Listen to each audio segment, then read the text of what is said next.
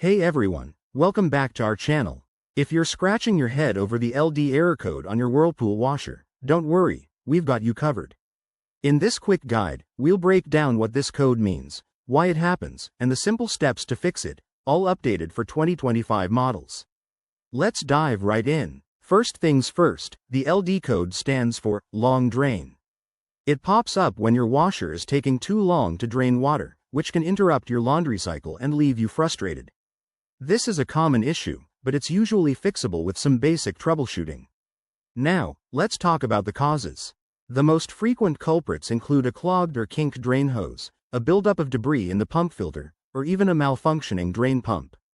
Over time, lint, coins, or small items can block the system, or there might be an issue with the washer's sensors detecting the drain time. Alright, time for the solutions. Start by unplugging your washer for safety.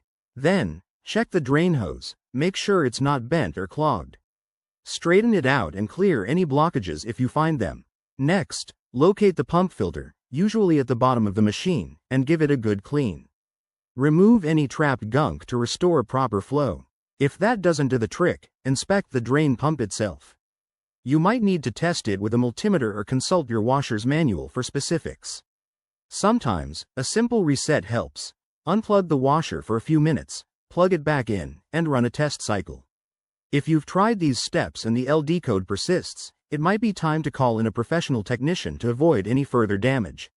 Remember, regular maintenance like cleaning filters can prevent this issue altogether.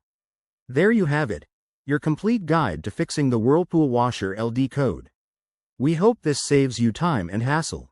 If it did, hit that like button, subscribe for more tips, and drop a comment below if you have questions. Thanks for watching, and happy washing.